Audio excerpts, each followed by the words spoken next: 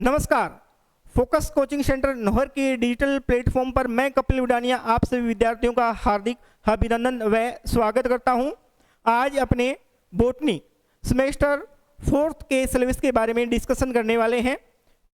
इस जो semester 4th है उसके अंदर क्या क्या सिलेबस दिए गए उसके बारे में परिचर्चा करेंगे, प्रीव्यू लेंगे कि सिलेबस में क्या क्या दिया गया है, क्योंकि बहुत ही जल्द आपके एग्जाम कंडक्ट करवाए जाने की पॉसिबिलिटी है। तो देखते हैं सिलेबस में क्या दिया गया है इसके बारे में। देखिए, आपको ये पता ही है कि सेमेस्टर प्रणाली के अंतर्गत जो थ्योरी का पेपर है, थ्योरी का जो पेपर था वो कितने नंबर का होने लग गया है? 80 नंबर का। एक बार वापस देख लीजिए, 80 नंबर का, और 20 नंबर इसके इंटरनल मार्क्स थे। ये थ्योरी का पेपर था। और अभी अपने इसी सिलेबस के बारे में देखेंगे कि इसमें सिलेबस क्या क्या दिया गया है। इसके साथ में 40 नंबर का प्रैक्टिकल और 10 नंबर का इसमें इंटरनल था। आपको ये भी पता है कि सेक्शन ए, सेक्शन बी और सेक्शन सी, 3 सेक्शन में आपसे क्वेश्चन पूछे जाते हैं, ठीक है। और सेक्शन ए में आपको पता है 5 क्वेश्चन तो एमसीक्यू टाइप के और 5 कौन से टाइप के, fill in the blanks question. और कितने नंबर का सेक्शन होता है? ए 10 नंबर का। उसके बाद में सेक्शन बी जिसमें आपको चॉइस मिलती है, यानी कि एक यूनिट से 2 क्वेश्चन पूछे जाते हैं जिसमें से आपको कोई एक सिलेक्ट करते हुए इसका आंसर देना है। एक कितने नंबर का है? 5 मार्क्स का, और टोटल कितनी हो गई है? 25 मार्क्स की। सेक्शन सी में आपको 5 क्वेश्चन दिए जाते हैं, ईच यूनिट से 1 क्वेश्चन, और उसमें से 3 सिलेक्ट करने हैं। तो कितने हो गए? 15, और 3 क्वेश्चन करने होते हैं तो कितने हो गए? 45। तो टोटल 80 नंबर हो गए। इसी के बारे में आपको ये थोड़ा सा मैंने आपको बता दिए है। अब अपने देखेंगे जो सिलेबस डाला गया है 4th सेमेस्टर में वो क्या है बॉटनी के बारे में। तो अपने जो आपने क्लासिकल बॉटनी का जो पार्ट पढ़ा था, यानी एंजियोस्पर्म कंप्लीट पढ़ लिया था, ठीक है। इसके बाद में अपने जो सिलेबस में दिया गया है वो है साइटोलॉजी। पेपर का नाम क्या है? Cytology, genetics, plant breeding, evolutions, biostatics and economics botany. कौन कौन सी है? साइटोलॉजी है, जेनेटिक्स दी गई है इसमें, इसी के साथ में प्लांट ब्रीडिंग, इवोल्यूशन दिया गया है। इवोल्यूशन के साथ साथ में इसमें क्या दी गई है? बायोस्टैटिक्स भी दी गई है और इकोनॉमिक्स बॉटनी दी गई है। तो इसमें देखेंगे अपने यूनिट फर्स्ट जो किससे संबंधित है? अपनी साइटोलॉजी से। किससे संबंधित है? साइटोलॉजी से। कोई बच्चा बताएगा साइटोलॉजी और सेल बायोलॉजी में क्या अंतर है? साइटोलॉजी और सेल बायोलॉजी में क्या अंतर है? कोई बताएगा? साइटोलॉजी दी हुई है अपने सिलेबस में, और मैं आपसे क्या पूछ रहा हूं? सेल बायोलॉजी में। कमेंट कीजिए भी, सेल बायोलॉजी और साइटोलॉजी में क्या अंतर है। तो अपने सिलेबस में क्या दिया गया? साइटोलॉजी दी गई है, ठीक है। तो इसमें क्या है? सबसे पहले concept of cell and cell theory. Cell theory के बारे में पूछा गया है, सेल क्या होती है इसके बारे में पूछा गया है। इसके साथ में सेल थ्योरी के बारे में आपसे पूछा गया है। इसी के साथ साथ में structure and function of cell organelles, structure and function of cell organelles के बारे में भी पूछा गया है, यानी कि सेल का ऑर्गेनेल्स किस प्रकार होते हैं, उसमें कौन कौन से ऑर्गेनेल्स, कोशिकांग कौन कौन से हैं, जैसे single membrane bound, double membrane bound, without membrane bound. ये 3 टाइप के यूकेरियोटिक सेल में जो सेल में क्या होते हैं? कोशिकांग होते हैं। उसके बारे में आपसे पूछा जाएगा। इसकी स्ट्रक्चर, इसकी खोज किसने की थी कैसे खोजा गया था, क्या इसका फंक्शन होता है, इनकी स्ट्रक्चर किस प्रकार की होती है, ठीक है, इनके बारे में आपको बताना है। तो structure and function of cell organelles, जैसे माइटोकॉन्ड्रिया हो गया, क्लोरोप्लास्ट हो गया, प्लास्टिड, इसके अलावा आपको एंडोप्लाज्मिक रेटिकुलम, लाइसोसोम, फ्लैजिला की स्ट्रक्चर, ये सारी जो सेल ऑर्गेनेल्स है उसके बारे में पूछा जाएगा, ठीक है। इसके साथ में क्या है? उसके बाद में आपका नेक्स्ट टॉपिक दिए है सेल डिवीजन, कोशिका विभाजन के बारे में पूछा गया है। Physical and chemical structure of chromosome, chromosome की स्ट्रक्चर के बारे में पूछा गया है। किसकी स्ट्रक्चर के बारे में पूछा गया है? क्रोमोसोम की स्ट्रक्चर के बारे में पूछा गया है। जो यूनिट फर्स्ट में क्या है? साइटोलॉजी है, इसमें cell, cell theory, cell organelles के बारे में पूछा जाता है। इसके साथ में क्रोमोसोम की स्ट्रक्चर भी पूछी जाती है। इसके साथ में सेल साइकिल के बारे में, सेल डिवीजन के बारे में आपसे पूछा जाएगा, ठीक है। इसके साथ में टाइप्स ऑफ क्रोमोसोम, क्रोमोसोम के बारे में पूछा गया। कितने प्रकार के क्रोमोसोम, जैसे लैम्ब्रूस हो गया, पोलिटिन हो गया, सुपर न्यूमेरी क्या होता है, क्रोमोसोमल म्यूटेशन क्या होता है, ठीक है।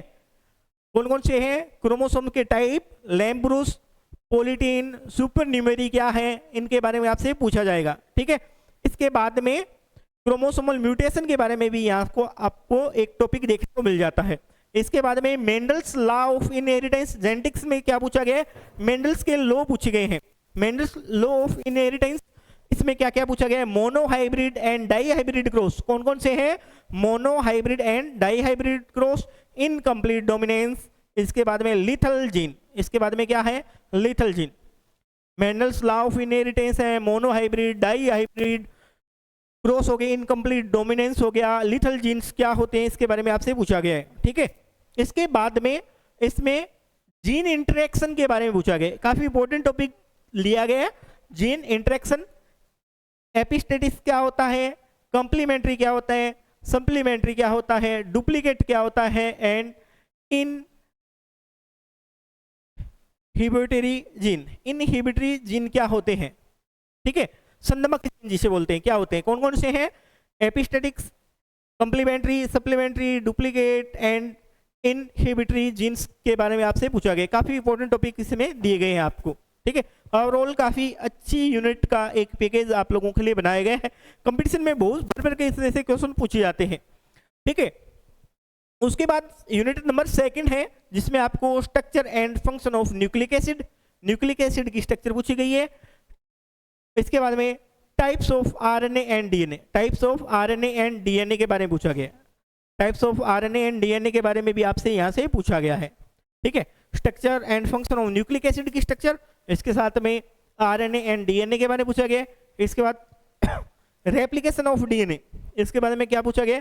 Replication of DNA, evidence of DNA as genetics material, as genetics material, यानी रेप्लिकेशन के बारे में पूछा गया है डीएनए का। इसके साथ में डीएनए एक जेनेटिक्स मटेरियल है, इसके संबंधित जो एविडेंस है उसके बारे में पूछा गया।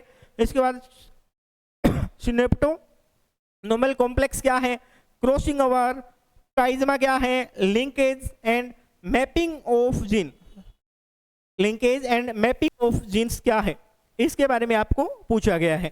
ठीक है, इसके बाद में यूनिट जो 3 है, यूनिट 3 में, ठीक है, यूनिट 3 में आपको प्लांट ब्रीडिंग, किसकी यूनिट है? यूनिट 3 प्लांट ब्रीडिंग की है। किसकी है? भी प्लांट ब्रीडिंग की यूनिट है, प्लांट ब्रीडिंग।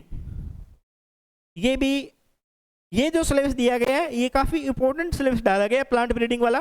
प्लांट ब्रीडिंग वाला सिलेबस आपने पहले 11th या 12th में कोई डिटेल से इसके बारे में नहीं दे रखा, तो ये आप लोगों के लिए एक नई यूनिट है। Method of plant breeding, method of plant breeding, इसमें क्या है? इंट्रोडक्शन ऑफ एक्लिमिजेशन, इंट्रोडक्शन ऑफ एक्लिमिजेशन, ये आपने जो एक्लिमिजेशन यानी पादप पुनर्स्थापन इसे बताता है, यानी कि एक प्रतिस्थापन करना, कहीं से लेके आना प्लांट और उसको लेके आए, किसी फॉरेन कंट्री से लेके आए, यानी किसी एक जगह से दूसरी जगह लेके आते हैं तो उस प्लांट को एक्लिमिजेशन बोला जाता है। उसके लिए क्या कंडीशंस है, क्या रूल्स हैं, कैसे लाया जा सकता है, वो सारी चीजें किस में पढ़ोगे आप? एक्लिमिजेशन में पढ़ोगे। इसके बाद में सिलेक्शन पढ़ोगे प्लांट ब्रीडिंग में, जैसे मास प्योर लाइन मेथड, पहला है मास, दूसरा है प्योर लाइन एंड तीसरा है क्लोनल। तीसरा कौन सा है? क्लोनल। इंपॉर्टेंट है भी ये, दोबारा सुन लीजिए क्या बोल रहा हूं मैं। सिलेक्शंस, मास प्योर लाइन, पहला है मास टाइप का, दूसरा है प्योर लाइन और तीसरा कौन सा है यहाँ पे? क्लोनल टाइप का है। कौन से टाइप का है? क्लोनल टाइप का। ध्यान रखोगे, mass pure line and clonal type का क्या है? प्लांट ब्रीडिंग के टाइप्स है इसमें। इसके बारे में पूछा गया हाइब्रिडाइजेशन की, किसमें? हाइब्रिडाइजेशन। कौन कौन से? Mass, clonal and pure line method. इसके बारे में पेडिग्री एनालिसिस, बहुत इंपॉर्टेंट टॉपिक है ये, important. Pedigree analysis, pedigree analysis के बहुत ज़्यादा क्वेश्चन बायोलॉजी के कंपटीशन एग्जाम में अगर ये सिलेबस दिए गए तो एक क्वेश्चन आपको हमेशा ही देखने को इसमें मिल जाता है, पेडिग्री एनालिसिस। उसके बाद में हाइब्रिड विबजोर क्या है? ओजस्वी बोला जाता है, ठीक है। हाइब्रिड विबजोर, use of mutation and polyploidy in breeding. Breeding में पॉलीप्लॉइडी का क्या रोल है? पॉलीप्लॉइडी आपने पढ़ा है, किसका कैरेक्टरिस्टिक था? जिम्नोस्पर्म का। किसका कैरेक्टरिस्टिक था जिम्नोस्पर्म में? पॉलीप्लॉइडी। याद आ रहा है कुछ? तो यहाँ पे आपको टॉपिक दिया गया है पॉलीप्लॉइडी इन ब्रीडिंग। ब्रीडिंग में पॉलीप्लॉइडी का क्या यूज है उसके बारे में पूछा गया है। ये जो यूनिट है, यूनिट नंबर 3, ये किससे संबंधित है? प्लांट ब्रीडिंग से संबंधित है। ठीक है, इसके बाद यूनिट नंबर जो 5 है, यूनिट नंबर 5 है वो किससे संबंधित है? आपको पता है इवोल्यूशन से संबंधित। यूनिट नंबर 5 दे रखी है, वो किससे संबंधित दे रखी है? आपको इवोल्यूशन से संबंधित ये यूनिट दे रखी है। किससे संबंधित है? इवोल्यूशन से संबंधित। इसमें आपको क्या क्या दिया गया है? लेमार्कनिज्म, लेमार्कनिज्म, और लेमार्कनिज्म की कुछ कमियां जब बताई गई थी उसमें सुधार करते हुए लेमार्क के जो अनुयायी थे, उसको फॉलोवर थे, उसको फॉलो करने वाले साइंटिस्ट थे, उन्होंने एक न्यू क्या दिया था? थ्योरी दी थी, जिसे किस नाम से जाना जाता है? नियो लेमार्कनिज्म के नाम से जाना जाता है। किस नाम से जाना जाता है? नियो लेमार्कनिज्म के नाम से जाना जाता है। ठीक है, उसके बाद में डार्विनिज्म, नियो लेमार्कनिज्म के बाद में डार्विनिज्म, और डार्विन में जो इसका सिद्धांत था, डार्विन का जो सिद्धांत था, उनमें अगर कुछ कमी रह गई थी, उनको सुधार करते हुए एक इनके जो फॉलोवर थे उन्होंने एक नया सिद्धांत दिया था, थ्योरी दी थी, नियो डार्विनिज्म।